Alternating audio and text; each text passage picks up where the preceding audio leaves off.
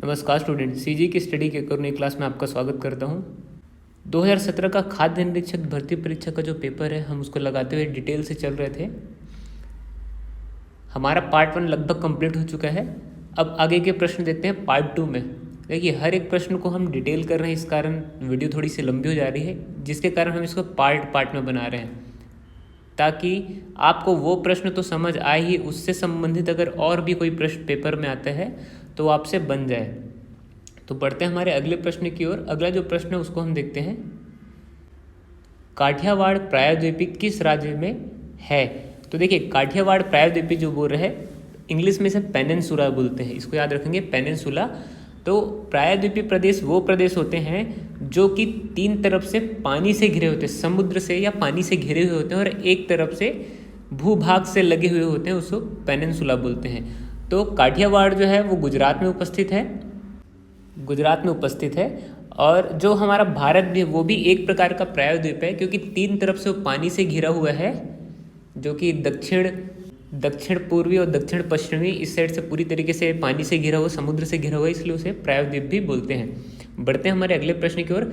निम्नलिखित कथनों में कौन सा कथन असत्य है? तो पढ़ते हैं। ऑक्सीकरण प्रक्रम में इलेक्ट्रॉन की प्राप्ति होती नहीं, ऑक्सीकरण प्रक्रम में इलेक्ट्रॉन निकलते हैं, तो ये गलत हो गया। अगला, ऑक्सीकरण प्रक्रम में इलेक्ट्रॉन की हानि होती है, हाँ एकदम सही है ये। अगला जो है, अवकरण प्रक्रम में इलेक्ट्रॉन की प्राप्ति होती है। अवकरण या अपचयन दोनों एक ही है, तो ये भी एकदम सही है। अवकरण प्रक्रम में इलेक्ट्रॉन की हानि होती है, ये गलत है। तो इसमें जो दूसरा और तीसरा यानी ऑप्शन नंबर सी एकदम सही होगा। ये चीज़ बिल्कुल याद रखिए कि ऑक्सीकरण में इलेक्ट्रॉन निकलते हैं या हानि होती है, और अवकरण में इलेक्ट्रॉन की प्राप्ति होती है, तो इसको बिल्कुल ध्यान रखेंगे। कि अगला प्रश्न देखते हैं। यदि कोई व्यक्ति लोकसभा और राज्य विधानसभा के एक साथ निर्वाचित हो जाता है तो 14 दिन के भीतर वह राज्य विधानसभा में त्यागपत्र नहीं देता है तो क्या होगा? तो देखिए, जो अगर वो त्यागपत्र नहीं देते तो लोकसभा में उसका जो पद है अपने आप रिक्त हो जाएगा। ऑप्शन नंबर ए एकदम सही होगा। अगले जो प्रश्न उसको देखते हैं। छत्तीसगढ़ राज्य में सविनय अवज्ञा आंदोलन के दौरान बच्चों के एक संगठन वानर सेना के संस्थापक निम्न में से कौन थे? तो ये बहुत ही महत्वपूर्ण प्रश्न है, कई एग्जाम में पूछा जा चुका है, छत्तीसगढ़ से संबंधित है, तो इसका ऑप्शन नंबर बी आएगा, बलीराम दुबे द्वारा वानर सेना का गठन किया गया था। देखते हैं अगला प्रश्न। निम्नलिखित में से कौन सा 2017 में सोमालिया के नए राष्ट्रपति बने थे? देखिए, ये उतना इंपॉर्टेंट नहीं है क्योंकि ये करंट अफेयर से संबंधित था ये प्रश्न उस समय 2017 में, तो फिर भी जान लेते हैं। ऑप्शन नंबर जो सी है, मोहम्मद अब्दुल्ला मोहम्मद जो थे 2017 में सोमालिया के नए राष्ट्रपति बने थे। देखते हैं अगला प्रश्न क्या है। संविधान के अनुच्छेद 15(a) के विषय में क्या सही नहीं है? तो आपको सबसे पहले ये देखना पड़ेगा कि संविधान का अनुच्छेद जो 15 है वो किससे संबंधित है। अगर आप संविधान पढ़े होंगे तो आपको ये पता होगा कि संविधान का अनुच्छेद 15 जो है वो समानता के अधिकार से संबंधित है। देखिए, ये मौलिक अधिकार है, इसको भी बिल्कुल याद रखिए कि ये जो है मौलिक अधिकार है। तो अगर आपको बेसिक पता है कि अनुच्छेद 15 जो है सामाजिक समानता से संबंधित है, जो कि धर्म, जाति, मूल वंश, लिंग और जन्म स्थान के आधार पर समानता प्रदान करता है। देखिए, 5 चीज है, धर्म, जाति, मूल वंश, लिंग और जन्म स्थान के आधार पर समानता प्रदान करता है। तो अगर आपको ये पता है बेसिक, तो आप इसका ऑप्शन लगा सकते हैं। तो देखते हैं पहला ऑप्शन क्या है। यह समस्त नागरिकों को राज्य और अन्य संस्थाओं के विरुद्ध संरक्षण प्रदान करता है। देखिए, ये गलत है। यह प्रत्येक नागरिकों को विभेद के विरुद्ध संरक्षण प्रदान करते हैं, एकदम सही। अभी मैंने पहले ही बताया कि समानता का अधिकार से संबंधित है, तो किसी प्रकार से भेदभाव नहीं कर सकते। अगला जो है, यह सभी नागरिकों पर लागू होता है, तो भारत के सभी नागरिकों के ऊपर यह लागू होगा समानता का अधिकार। ये लिंग और जन्म स्थान के आधार पर विभेदन को निषेध करते हैं, एकदम सही है। मैंने अभी जस्ट बताया कि धर्म, जाति, मूल वंश, लिंग और जन्म स्थान के आधार पर यह समानता का अधिकार देता है, तो इसमें ऑप्शन नंबर 1 एकदम सही आएगा, अर्थात जो सही नहीं है वो पूछा है। अगला प्रश्न देखते हैं। निम्न में से किस दिल्ली सुल्तान ने आगरा का स्थापना किया था? तो ये हिस्ट्री से रिलेटेड प्रश्न है, भारत के इतिहास से। सिकंदर लोदी ने आगरा नगर की स्थापना की थी। देखिए, सिकंदर लोदी ने 1504 में आगरा शहर बसाया था और 1506 में उसे राजधानी बनाई थी। सिकंदर लोदी जो थे वो फिरोज शाह तुगलक के बाद दूसरे ऐसे धर्मांध शासक थे। तो इससे इम्पॉर्टेंट फैक्ट बिल्कुल याद रखिए कि 1506 में राजधानी बनाई और 1504 में आगरा नगर को बसाया। अगला प्रश्न देखते हैं, किस ग्रह के चारों ओर वलय या छल्ला होता है? तो शनि ग्रह के चारों ओर वलय और छल्ला होता है। आपने अगर सौरमंडल की स्टडी की होगी या फिर कहीं भी इमेजिनरी शनि ग्रह की फोटो देखी है तो उसके चारों तरफ एक छल्ला बना हुआ आता है, जो कि उसके उपग्रह हैं उल्का पिंड जो चारों तरफ से उसे घेरे हुए होते हैं, उनकी ग्रेविटेशनल फोर्स के कारण, उनके गुरुत्वाकर्षण बल के कारण, जो कि चारों ओर छल्ला या वलय बनाते हैं। बढ़ते हैं अगले प्रश्न की ओर। औद्योगिक नीति एवं संवर्धन विभाग और विश्व बैंकिंग द्वारा दी गई रैंकिंग के अनुसार भारत छत्तीसगढ़ के व्यापार करने में आसानी के लिए कौन सा स्थान दिया गया है? ये करंट अफेयर से संबंधित प्रश्न था, लेकिन इसको जान लीजिए चौथा स्थान दिया गया था उस समय। अगला जो प्रश्न उसको देखते हैं, छत्तीसगढ़ राज्य में निम्नलिखित में से किस स्थान पर 1857 का विद्रोह नहीं हुआ था? ये सबसे महत्वपूर्ण प्रश्न है अभी तक में। देखिए, जो सोनाखान विद्रोह है 1857 का विद्रोह है, संबलपुर का विद्रोह भी 1857 का विद्रोह है, उदयपुर का भी जो विद्रोह है 1857-58 का विद्रोह है। रायपुर में किसी प्रकार का विद्रोह नहीं हुआ था। इससे संबंधित एक और फैक्ट आप याद रखिए कि जो सोनाखान का विद्रोह है वो वीर नारायण सिंह के द्वारा हुआ था, जिन्हें 10 दिसंबर 1857 में रायपुर के जयस्तंभ चौक में फांसी दे दी गई थी। और इनको जो फांसी देने के लिए घोषणा की थी चार्ल्स एलियट ने की थी। तो जब इन्हें फांसी हुई 10 दिसंबर 1857 में, तो इससे इम्पोर्टेंट ये फैक्ट है कि स्वतंत्रता संग्राम के पहले शहीद कौन कहलाते हैं? वीर नारायण सिंह। और अभी आपको शायद रिसेंट याद होगा कि 10 दिसंबर में छत्तीसगढ़ में उनकी जयंती भी मनाई गई थी। प्रथम शहीद जो है वीर नारायण सिंह। और सोनाखान विद्रोह के बाद जो संबलपुर का विद्रोह, इसको भी याद रखिए कि सुरेंद्र साय ने संबलपुर में विद्रोह किया था। और जो उदयपुर का विद्रोह है वो कल्याण सिंह के द्वारा हुआ था, जो कि 1858 के आसपास हुआ था। तो ये तीनों चीज़ आप याद रखेंगे कि तीनों विद्रोह अलग अलग और 1857 से ही रिलेटेड है और कहाँ कहाँ हुए थे और किसके द्वारा हुए थे। अगला प्रश्न देखते हैं, निम्न के मध्य कौन सी विद्युत चुंबकीय तरंगे सर्वाधिक होती है? तो विद्युत चुंबकीय तरंगे दरअसल रेडियो तरंगों में होती है। इसको आप बिल्कुल याद रखिए, जो रेडियो तरंगे हैं वो सर्वाधिक तरंग दैर्ध्य वाली होती है। इसको हमेशा याद रखेंगे, इनकी तरंग दैर्ध्य सर्वाधिक होती है बाकी किरणों की अपेक्षा। अगला जो प्रश्न उसको देखते हैं, भारत का पूर्वी घाट किस प्रकार का पर्वत है? तो भारत के जो पूर्वी घाट है वो अवशिष्ट पर्वत हैं। इसको भी आप याद रखिए, भारत के जितने पूर्वी घाट हैं वो अवशिष्ट पर्वत से बने हुए हैं।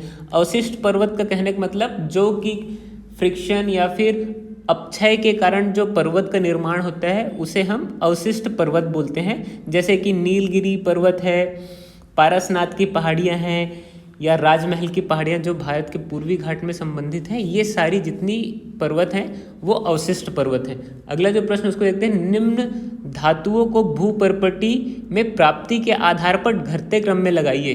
तो ये भी बहुत महत्वपूर्ण प्रश्न है। आपको इसमें देखना है कि कौन सा घटते सर्वाधिक कौन सा पाया था। तो सबसे पहले पाया था एल्यूमिनियम, उसके बाद लोहा, फिर कैल्शियम, फिर सोडियम और फिर मैग्नीशियम। तो इसको आप याद रखेंगे, सबसे पहले एल्यूमिनियम है, फिर लोहा है, कैल्शियम है, सोडियम है, फिर मैग्नीशियम। तो इसके आधार पर आपका ऑप्शन क्या हो जाता है?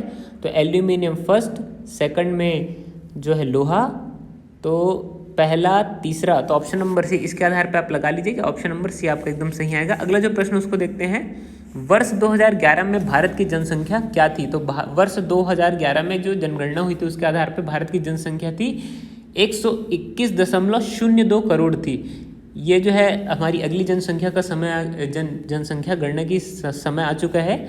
तो ये भी याद रखिए कि अब जनसंख्या से संबंधित जो प्रश्न है वो धीरे धीरे बदलते जाएंगे। तो इसको एकदम याद करके रख लीजिए कि जो 2011 में जनसंख्या हमारे भारत की 121.02 करोड़ थी। अगला जो प्रश्न उसको देखते हैं, वर्ष 2016-17 में कौन सी पंचवर्षीय योजना पूर्ण हुई है? सबसे महत्वपूर्ण प्रश्न ये भी है क्योंकि इससे संबंधित कुछ इंपॉर्टेंट फैक्ट को हम लोग देख लेते हैं। 2016-17 में पंचवर्षीय योजना कंप्लीट हुई है, 12वीं पंचवर्षीय योजना है। इसको याद रखिए कि 12वीं पंचवर्षीय योजना कब कंप्लीट हुई, 2016-17 में। तो 2016-17 में जो पंचवर्षीय योजना थी वो 2012 से लेकर 17 तक 5 साल तक चली। इसका उद्देश्य था तेज, अधिक, समावेशी एवं सतत विकास। तो ये सस्टेनेबल जो ग्रोथ है उससे संबंधित था, तेज, अधिक, समावेशी, सतत विकास, इसका उद्देश्य बिल्कुल याद रखिए। और इसका जो लक्ष्य था वो 8.2% ग्रोथ था, लेकिन एनडीसी ने 8% जो ग्रोथ है उसकी ही मंजूरी दी थी। देखिए एनडीसी जो है राष्ट्रीय विकास परिषद है, इसको याद रखिए, नेशनल डेवलपमेंट काउंसिल जो होती है, उन्होंने सिर्फ 8.0% की मंजूरी ही दी थी। और जब ये पंचवर्षीय योजना स्टार्ट हुई थी उस समय हमारे देश के जो प्रधानमंत्री थे वो मनमोहन सिंह थे। और इससे संबंधित एक और इम्पॉर्टेंट फैक्ट होता है कि ये जो है योजना, जितनी भी योजना है पहले योजना आयोग बनाता था, और इस जो पंचवर्षीय योजना के बाद से नीति आयोग का गठन हुआ, जो कि आगे हमारे देश से संबंधित जितनी भी योजनाएं हैं नीति आयोग बनाएगी। तो योजना आयोग जो था 2014 में समाप्त हो गया, इसको भी याद रखिए, और 2014 से नीति आयोग की गठन हुआ। तो अगला जो प्रश्न उसको देखते हैं, किस प्रकार के पर्वत का निर्माण छिछले समुद्र से होता है। तो मोड़दार पर्वत का निर्माण छिछले समुद्र से, जब छिछले समुद्र की जो जमीन है वो आपस में मिलती जाती है तो वो आपस में जो जमीन है वो एक दूसरे से टकराकर मुड़ती हुई जाती है, जिसके कारण जो वहाँ पे का भूभाग होता है वो ऊपर की ओर बढ़ते जाता है। जैसे कि हिमालय पर्वत का निर्माण हुआ है, तो ये एक नवीनतम पर्वत है जो कि मोड़दार पर्वत है। इस प्रकार के पर्वत का निर्माण होता है, इसको भी बिल्कुल याद रखिए। अगला प्रश्न देखते हैं, राष्ट्रीय भूभौतिकी संस्थान द्वारा प्रस्तुत सर्वेक्षण के अनुसार निम्नलिखित में से किसका भंडार संभवतः रायगढ़ में है। तो रायगढ़ में जो भंडार है वो यूरेनियम का, इसको भी याद रखिए कि यूरेनियम से संबंधित है। अगला जो प्रश्न उसको देखते हैं, चूना पत्थर रूपांतरित होकर कौन सा पत्थर बनता है। तो संगमरमर पत्थर बनता है, ये सामान्य सी बात है, अगर आपको नहीं पता तो बिल्कुल याद रखिए। अगला जो प्रश्न उसको देखते हैं, 7वीं शताब्दी ईस्वी में जब चीन यात्री वेनसांग सिरपुर अथवा सिरपुर की यात्रा की थी, उस समय इस राज्य के शासक कौन थे। तो जो राज्य के शासक थे महाशिवगुप्त बालार्जुन थे, तो इसको भी याद रखिए कि महाशिवगुप्त बालार्जुन आएगा। अगला जो है उसको देखते हैं, भारतीय अर्थव्यवस्था के किस क्षेत्र में खनन या उत्खनन शामिल किया गया है। तो देखिए हमारी अर्थव्यवस्था के 3 क्षेत्र होते हैं, प्राथमिक, द्वितीयक और तृतीयक क्षेत्र। तो प्राथमिक क्षेत्र जो होता है वो कृषि, वानिकी, पशुपालन, उत्खनन, इससे संबंधित होता है। और द्वितीयक क्षेत्र जो होता है विनिर्माण से संबंधित होता है, इंफ्रास्ट्रक्चर से।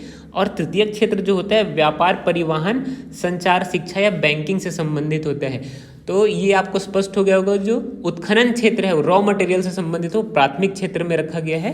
देखते हैं अगला प्रश्न क्या है, भारत में कृषि संबंधित कौन सा क्षेत्र है। तो अभी मैंने क्लियर किया कि जो कृषि संबंधित क्षेत्र है वो तृतीयक क्षेत्र है, और जिसमें जो पशुपालन संबंधित जो क्षेत्र है कृषि, ये सारी एक ही क्षेत्र में आते हैं जो कि प्राथमिक क्षेत्र के अंतर्गत आते हैं। पशुपालन, वानिकी, मत्स्य पालन, ये सारे कृषि संबंधी क्षेत्र है या प्राथमिक क्षेत्र हैं। बढ़ते हैं हमारे अगले प्रश्न की ओर, निम्नलिखित में से किस वर्ष नागपुर साम्राज्य के साथ छत्तीसगढ़ राज्य का ब्रिटिश साम्राज्य में सम्मिलित हो गया था। तो इसको याद रखिए कि 1854 में जो हमारे छत्तीसगढ़ है वो नागपुर के साथ ब्रिटिश साम्राज्य में विलय हो गया था। 1854 में लॉर्ड डलहौजी की हड़प नीति के अंतर्गत ये सारी प्रक्रियाएं हुई थी। तो इसको भी याद रखिए कि हड़प नीति जो है वो इसका मेन कारण था। अगला जो प्रश्न उसको देखते हैं, हड़प नीति दरअसल ये थी, भारत में जो कोई राजा है अगर उसकी संतान नहीं है, तो अगर उसका वारिस नहीं है उस राज्य को चलाने के लिए, तो वो अंग्रेजों की लॉर्ड डलहौजी की जो नीति थी हड़प नीति, उसके अंतर्गत अंग्रेजों के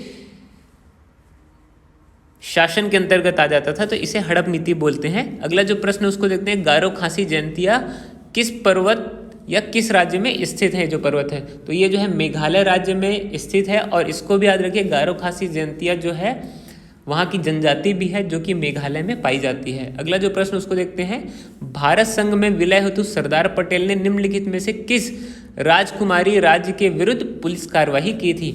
तो ये जो है इसका ऑप्शन पहले आपको थोड़ा सा डिटेल बता देता हूँ कि जब पूरे 562 देसी रियासतों का संविलियन हो रहा था भारत में, तो उस समय जम्मू कश्मीर, जूनागढ़ और हैदराबाद, इसको मिलाने के लिए बहुत महत्वपूर्ण भूमिका श्री सरदार वल्लभ भाई पटेल की थी। तो जम्मू कश्मीर जो है विलय पत्र के द्वारा विलय कराया गया था, और जूनागढ़ जो है जनमत संग्रह के द्वारा विलय कराया गया था, और हैदराबाद जो है ऑप्शन नंबर बी जो इसमें दिया है, हैदराबाद जो है सैन्य कार्यवाही या फिर पुलिस कार्यवाही द्वारा भारत संघ में विलय कराया गया था। तो उस जो कार्यवाही है उसको ऑपरेशन पोलो के नाम से जानते हैं, इसको भी याद रखिए, ऑपरेशन पोलो, जो कि 20/9/1948 में किया गया था। इसको भी बिल्कुल याद रखिए। अगला जो प्रश्न उसको देखते हैं, निम्नलिखित में से किस स्थान पर बहमनी वजीर महमूद गवान ने कॉलेज स्थापित किया था? तो बीदर में कॉलेज की स्थापना की गई थी। बढ़ते हैं अगले प्रश्न की ओर। भारतीय राष्ट्रीय कांग्रेस में निम्नलिखित में से किस अधिवेशन में असहयोग आंदोलन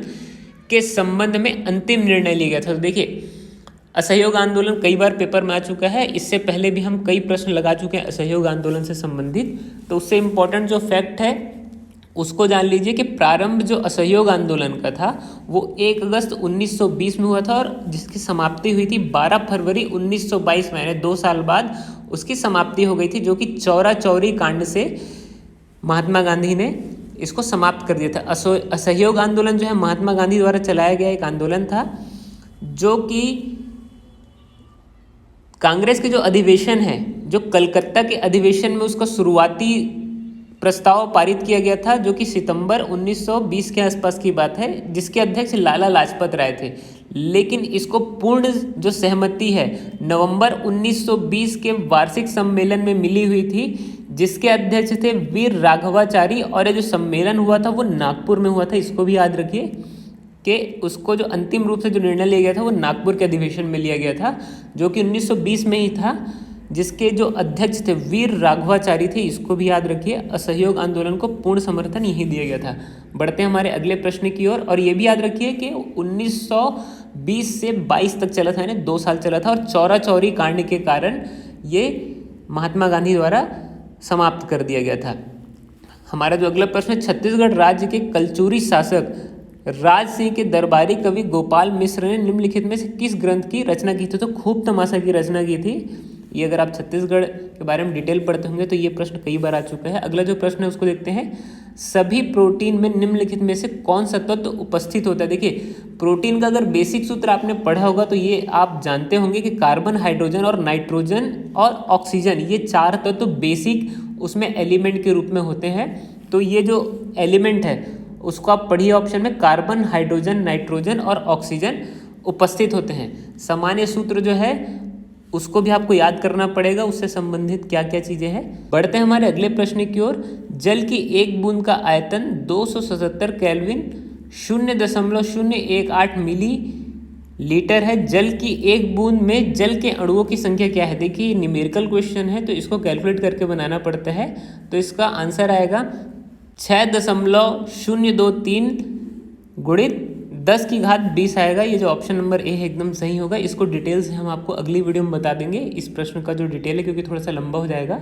अगला जो प्रश्न उसको देखते हैं, जब कांग्रेस द्वारा सविनय अवज्ञा आंदोलन प्रारंभ किया गया था तो उस समय भारत के वायसराय कौन थे? देखिए, ये चीज़ भी याद रखिए। अभी थोड़ी देर पहले हमने असहयोग आंदोलन के बारे में पढ़ा, तो असहयोग आंदोलन के बाद जो है अगला जो आंदोलन गांधी जी द्वारा चलाया गया था तो उसका नाम क्या है? सविनय अवज्ञा आंदोलन। तो सविनय अवज्ञा आंदोलन से संबंधित कुछ चीज़ आप जान लीजिए कि 1930 में सविनय अवज्ञा आंदोलन चलाया गया था। उस समय जो लॉर्ड इरविन थे वो वायसराय थे अंग्रेजों के या हमारे भारत के, और सामान्यतः जो दांडी मार्च है नमक कानून तोड़ने वाला, तो इसको भी आपको पता होना चाहिए कि ये सविनय अवज्ञा आंदोलन से संबंधित है। सविनय अवज्ञा आंदोलन में ही ये दांडी मार्च सम्मिलित है। तो 12 मार्च में दांडी यात्रा शुरू हुई थी 1930 में, जो कि गांधी जी द्वारा चलाया गया था। अगला जो प्रश्न उसको देखते हैं हम, शिवाजी की प्रशासनिक व्यवस्था में निम्नलिखित में से कौन सा अधिकारी विदेशी मामलों का प्रभारी था? तो सुमंत जो है, सुमंत जो है वो विदेशी मामलों का अधिकारी था। ये ऑप्शन में दरअसल यहाँ पर मैंने मिसप्रिंट कर दिया है, तो सुमंत को याद रखिए, जो कि विदेश संबंधी जितने भी मामले थे उसका प्रभारी था। अगला प्रश्न देखते हैं, वर्ष 1920 में महात्मा गांधी के छत्तीसगढ़ राज्य के प्रथम आगमन के समय उनके साथ कौन था? तो मौलाना शौकत अली दरअसल महात्मा गांधी जी के साथ हमारे छत्तीसगढ़ में आए थे। इससे संबंधित और इम्पोर्टेंट फैक्ट आप याद रखिए। तो इससे इम्पोर्टेंट फैक्ट ये निकल के आता है कि 20 दिसंबर 1920 में गांधी जी जो है छत्तीसगढ़ में उनका प्रथम आगमन हुआ था। तो उस समय मौलाना शौकत अली उनके साथ थे। अगर ऑप्शन में सुंदरलाल शर्मा होता तो वो भी आंसर जो है एकदम सही होता, उनके साथ सुंदरलाल शर्मा भी थे। तो ये महत्वपूर्ण फैक्ट इससे निकल गया था। उसके अलावा गांधी जी की जो दूसरी यात्रा है उसको भी आप याद रखिए कि 22 से लेकर 28 नवंबर 1933 के समय गांधी जी की छत्तीसगढ़ का दूसरा जो दौरा था वो हुआ था। ये दो इम्पोर्टेंट पॉइंट बिल्कुल याद रखिए। और उस समय जो है गांधी जी हमारे छत्तीसगढ़ में अछूतोद्धार के लिए कार्यक्रम के लिए आए थे। उससे संबंधित एक और महत्वपूर्ण प्रश्न ये निकल के आता है कि अछूतोद्धार में हमारे छत्तीसगढ़ में जो कार्यक्रम है किसने चलाया था? तो अछूतोद्धार का जो कार्यक्रम है वो पंडित सुंदरलाल शर्मा द्वारा हमारे छत्तीसगढ़ में ऑलरेडी चलाया जा रहा था, जिसके कारण गांधी जी ने उन्हें अपना गुरु माना था या उनको अपने अग्रिम माना था। इसको भी याद रखिए, ये बहुत महत्वपूर्ण फैक्ट है जो एग्जाम में आते हैं। अगला जो प्रश्न उसको देखते हैं, ग्रामीण विकास के साथ कौन सी योजना संबंधित नहीं है? तो ग्रामीण विकास उपरोक्त में से कोई नहीं, क्योंकि जो ग्रामीण विकास है, प्रधानमंत्री सड़क योजना ये भी ग्रामीण से संबंधित है, प्रधानमंत्री आवास योजना ये भी ग्रामीण से संबंधित है, प्रधानमंत्री फसल बीमा योजना ये भी ग्रामीण से संबंधित है। अगला जो प्रश्न उसको देखते हैं, प्रधानमंत्री उज्ज्वला योजना में निम्नलिखित में से किसका मुफ्त वितरण हो रहा है? तो एलपीजी का मुफ्त वितरण हो रहा है, इसको याद रखिए। ये सभी देख करके आप कहीं ये सभी को ना लगा दें। अगले जो प्रश्न उसको देखते हैं, वर्ष 1905 में गोपाल कृष्ण गोखले द्वारा निम्नलिखित में से कौन सा संगठन स्थापित किया गया था? इसमें आएगा option number D, servant of Indian society. तो ये भी याद रखिए। इससे संबंधित और भी वीडियो कंटिन्यू आते रहेंगे। व्यापम के जितने भी प्रश्न हैं वो हम कंटिन्यू डिटेल से लगाते हुए चलेंगे, ताकि जो फूड इंस्पेक्टर का जो पेपर है या व्यापम के और भी कोई पेपर, तो अगर इससे संबंधित कोई भी प्रश्न आता है तो आपसे बन जाए। और ये भी याद रखिए कि आपको पैटर्न भी क्लियर होता जाएगा कि छत्तीसगढ़ जो व्यापम है वो किस प्रकार के प्रश्न आपसे पूछता है। मिलते हैं अगली वीडियो में, तब तक के लिए पीस आउट।